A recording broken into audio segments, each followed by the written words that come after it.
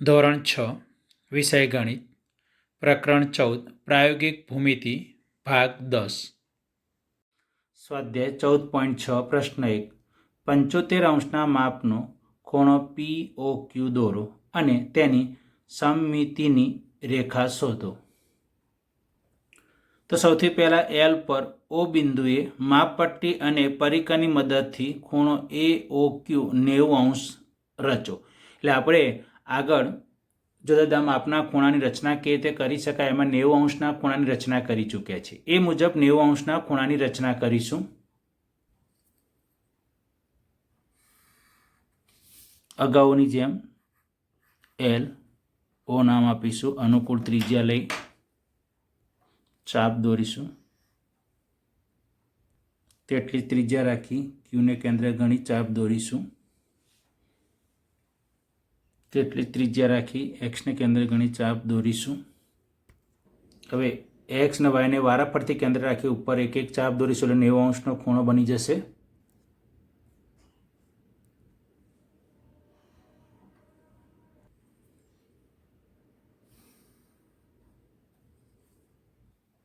હવે આટલું માપ રાખીશું, કેન્દ્ર અહીંયા રાખી X જેટલું લગભગ માપ રાખી ચાપ દોરીશું એટલે 75 અંશનો ખૂણો મળશે આપણને।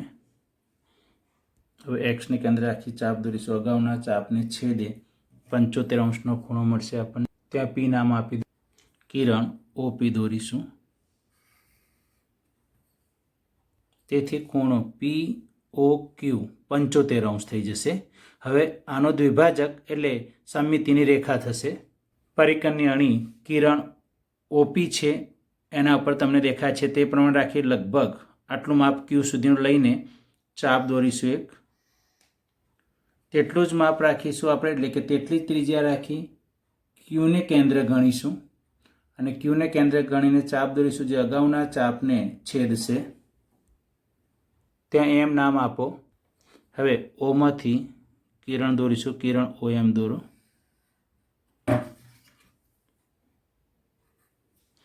તો આ ખૂણો 75 અંશનો છે અને એની સમમિતિની રેખા બની ગઈ। આ પ્રમાણે રચના પૂરી થઈ ગઈ। રચનાના મુદ્દાની વાત કરીએ। સૌથી પહેલા L પર O બિંદુ એ માપપટ્ટી અને પરિકરની મદદથી ખૂણો AOQ બરાબર 90 અંશ રચ્યો। માપપટ્ટી અને પરિકરની મદદથી આપણે COQ બરાબર 60 અંશનો રચ્યો પહેલો ચાપ દોરવાથી। ખૂણા AOC નો દ્વિભાજક કિરણ OP રચ્યો જેથી ખૂણો POC બરાબર 15 અંશ થઈ ગયો અને માટે ખૂણો POQ પ્લસ ઇક્વલ ટુ ખૂણો POC પ્લસ ખૂણો COQ એટલે 15 પ્લસ 60 અંશ બરાબર 75 અંશ થયો। તો આ પ્રમાણે આ જે C વાળો ખૂણો છે તે 60 અંશનો છે, આપણે આનો અડધો કર્યો એટલે આ ખૂણો મળ્યો તે 15 અંશ, POC 15 એટલે આ 15 પ્લસ 60 એટલે બની ગયો 75 અંશ। આમ ખૂણો POQ બરાબર 75 અંશનો એનો દ્વિભાજક કિરણ OM રચ્યો આપણે અને રેખા OM એ ખૂણા POQની સમમિતિની રેખા છે। સ્વાધ્યાય 14.6 પ્રશ્ન 2 147 અંશના માપનો ખૂણો દોરો, તેના દ્વિભાજકની રચના કરો। તો આ ખૂણો આપણે કોણ માપકની મદદથી દોરી શકીશું। પહેલાં કિરણ AB દોરીશું આપણે। હવે કોણ માપક ગોઠવી 147 અંશનો ખૂણો તો 130, 140, 150, 140 અને 150ની વચ્ચે આવે તો આ 145 કહેવાય। એના પછીનો બીજો પોઈન્ટ ડોટ કહીને આપણે 147 તરીકે બતાવી દઈશું।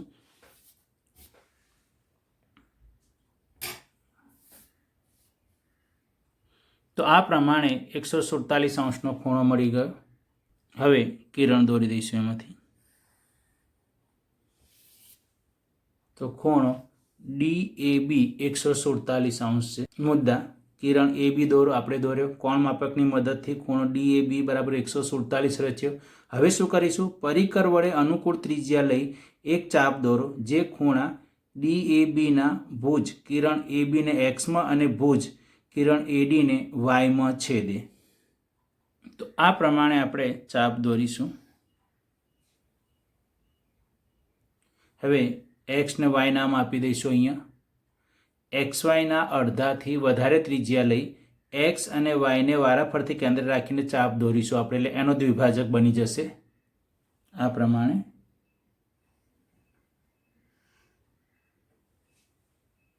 હવે વાયને કેન્દ્ર રાખી ચાપ દોરીશું.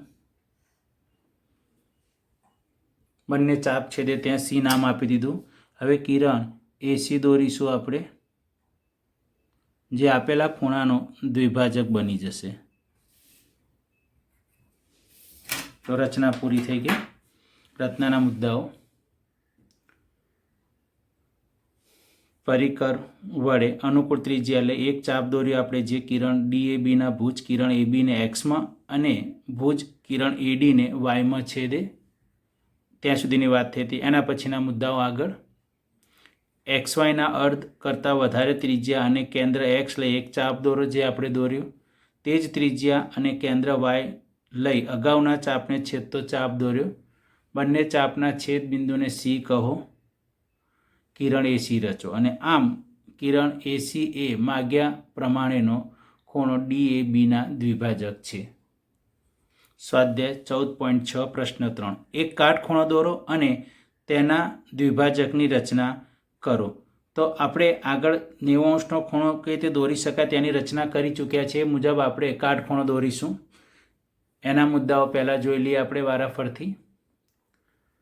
રેખા એલ દોરીશું. એલ પર બિંદુ ઓ અંકિત કરીશું. અનુકૂળ ત્રિજ્યા અને ઓ કેન્દ્ર લઈ એક ચાપ દોરીશું, જે રેખા એલને એ અને પી બિંદુમાં છેદે છે. તે જ ત્રિજ્યા અને એ કેન્દ્ર લઈ આ ચાપને છેદતો ચાપ દોરો, જે એક્સ બિંદુમાં છેદે. આપણે સમજાવ્યું તે પ્રમાણે રેખા એલ દોરી દઈશું આપણે. ઓ બિંદુ બતાવ્યું. મુદ્દા મુજબ અનુકૂળ ત્રિજ્યા લઈ સીને કેન્દ્ર રાખીને ચાપ દોર્યો. એ અને પી નામ આપ્યું આપણે. હવે તેટલી ત્રિજ્યા રાખી પરિકન્યાણી એ ઉપર રાખી ચાપ દોર્યો, જે અગાઉના ચાપને છેદ્યો, ત્યાં એક્સ નામ આપ્યું. તેટલી જ ત્રિજ્યા રાખી પરિકન્યાણી એક્સ ઉપર રાખી ફરીથી ચાપ માર્યો, બીજો ચાપ, જે પહેલા ચાપને જ્યાં છેદે ત્યાં વાય નામ આપ્યો. હવે આપણે તેટલી જ ત્રિજ્યા રાખી એક્સ અને વાયને વારાફરતી કેન્દ્ર રાખી ઉપર ચાપ મારીશું, એટલે 90° ખૂણો બની જશે. તો આ પ્રમાણે એક્સને કેન્દ્ર રાખી ચાપ દોરીશું આપણે. તેટલી ત્રિજ્યા રાખી વાયને કેન્દ્ર તરીકે રાખી ચાપ દોરીશું, એટલે 90° ખૂણો બનશે. આપણે અગાઉ પણ 90° ખૂણો બનાવી ચૂક્યા છે વારંવાર. તો આ પ્રમાણે 90° ખૂણો બન્યો.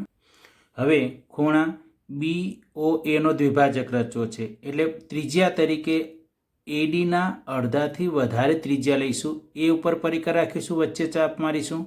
તેટલી ત્રિજ્યા રાખી પરિકન્યાણી ડી ઉપર રાખી અને ચાપ દોરીશું. તો આ પ્રમાણે પરિકન્યાણી એ ઉપર રાખી અડધાથી વધારે ત્રિજ્યા લઈને ચાપ દોરી આપણે. તેટલું જ માપ રાખી, એટલે કે તેટલી ત્રિજ્યા રાખી પરિકન્યાણી ડી ઉપર ગોઠવી ચાપ દોરો. અગાઉના ચાપને છેદશે, એટલે અહીંથી કિરણ દોરીશું, એટલે દ્વિભાજકની રચના પૂરી થશે. તો આ પ્રમાણે રચના પૂરી થઈ. રચનાના મુદ્દા આપણે અગાઉ સમજાયા તે પ્રમાણેના મુદ્દાઓ છે.